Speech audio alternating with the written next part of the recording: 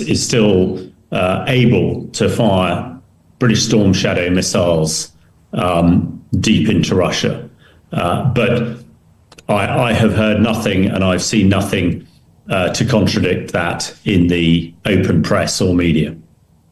Also, Ukraine recently has developed a new long-range missile with a range more than 600 miles. The Long Neptune missile. What is your take on such development? Well, I think this is a demonstration of the capabilities that the Ukraine military and its scientific establishment and others have developed over the last 3 years. And that has been a very, very significant and very impressive piece of what the Ukraine people have been able to do. We've discussed many times the shortage of weapons and the slowness for weapons to be deployed to Ukraine. But actually, we also know that Ukraine has got on itself and has not waited for those. And this Neptune missile that we're now aware of is a personification and demonstration of that. This is being able to fire, a missile with a decent payload, a decent warhead, over a considerable distance and be successful. This is not an insignificant capability. And again, I think it's a very positive step. Again, and really a demonstration to the Russians that Ukraine's not standing still, that they are going forward and they will get better and more effective weapons, as things progress. And hopefully it'll also stimulate, Western supporters to make sure that they continue and up their flow of sophisticated long-range missiles to Ukraine as well, so that it can get on a more even footing and start dominating the Russians more and pushing them back. Let's cover also Ukraine's ceasefire negotiations. Russia has agreed to ceasefire in the Black Sea and to partial ceasefire in the air to halt attacks on Ukrainian energy grid.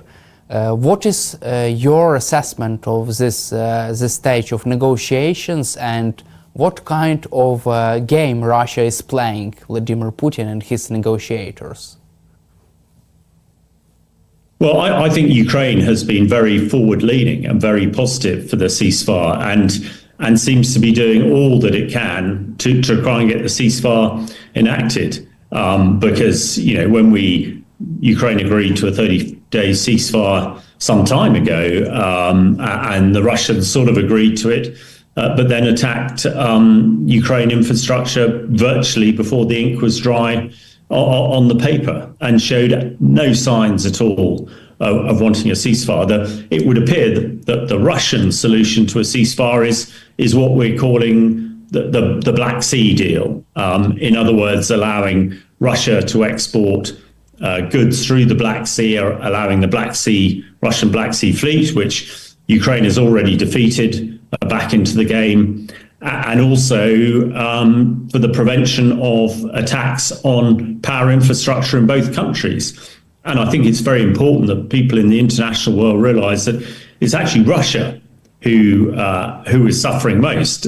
Ukraine has been very successful at attacking the hydrocarbon industry in Russia, the oil and gas, and that is where Russia is getting all its money from various countries to keep its war machine going.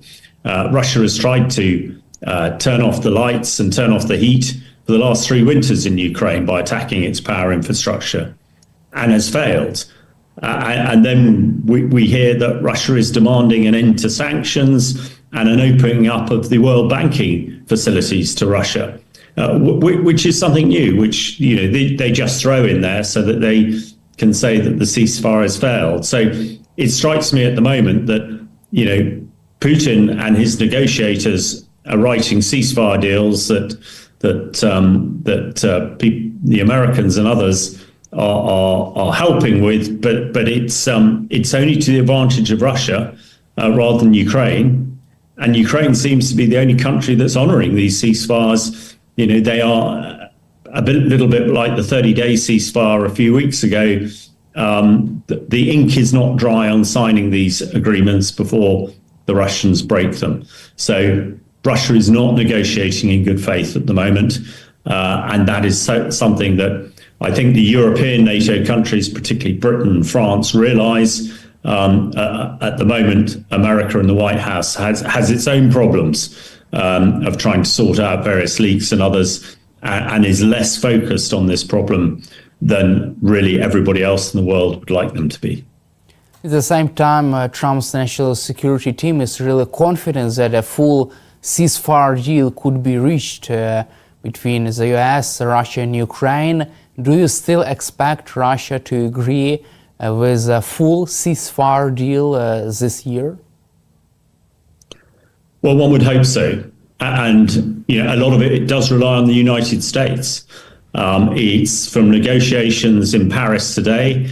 It's clear that the British and the French and some other European countries are planning to commit forces, military forces to Ukraine as a reinsurance force to guarantee a ceasefire.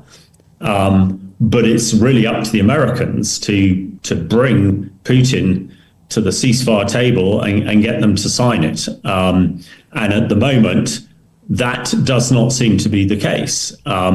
Certainly some of the key American negotiators seem to be more on the Moscow side than Kyiv's side, which is, seems inconceivable to us people in the UK in particular. So a full ceasefire is absolutely possible. It is going to require President Trump and some of his key supporters to get off the fence, as it were, and really lean into this. And it would appear that the European countries, led by Britain and France, are planning and ready and happy to commit military forces to Ukraine to protect and enforce a ceasefire. So it's still possible, and I think everybody, is hoping and praying that it will come to fruition. But it really needs Putin to shift and move. And at the moment, although he's saying he wants a ceasefire, his actions are not the same as what he's saying, and he at the moment seems to have no indication or desire for a ceasefire. But things may change, and it is only really the Americans at this stage who can force Putin's hand, I expect, to come to the table and find a long and lasting and proper ceasefire. Also, Ukrainian President Volodymyr Zelensky says that Russia is preparing another offensive deep inside Ukraine into the Sumy region, Kharkiv region and Zaporizhia region, according to the Ukrainian intelligence. What could this development indicate from your perspective? And do you feel that Donald Trump would be humiliated if Russia launches another attack deep inside Ukraine during negotiations?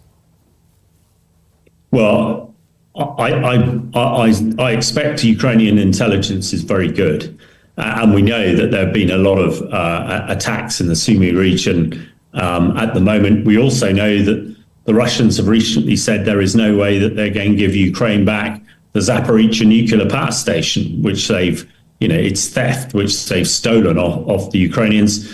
And we also know that President Putin, part of his stipulations for peace is that the 4 oblasts, which they've illegally taken but don't completely hold, he insists that they are integrated into Russia completely. And in order to do that, he would need to take them. So I think there is a realistic possibility that the Russians are planning that. But I also agree it would be a complete humiliation to President Trump, because no doubt American intelligence is seeing the build-up of these forces and, the potential for a successful attack really under the noses of the Americans is almost inconceivable. So it is certainly likely, and one will have to see. The rhetoric coming out of the White House does seem to change on an almost daily basis, but it's gone quiet recently after the dreadful security breach that came about from signal messages being published widely on the world media, talking about Americans attacking Houthis and Americans' view on Europe and the Ukraine conflict. So we shall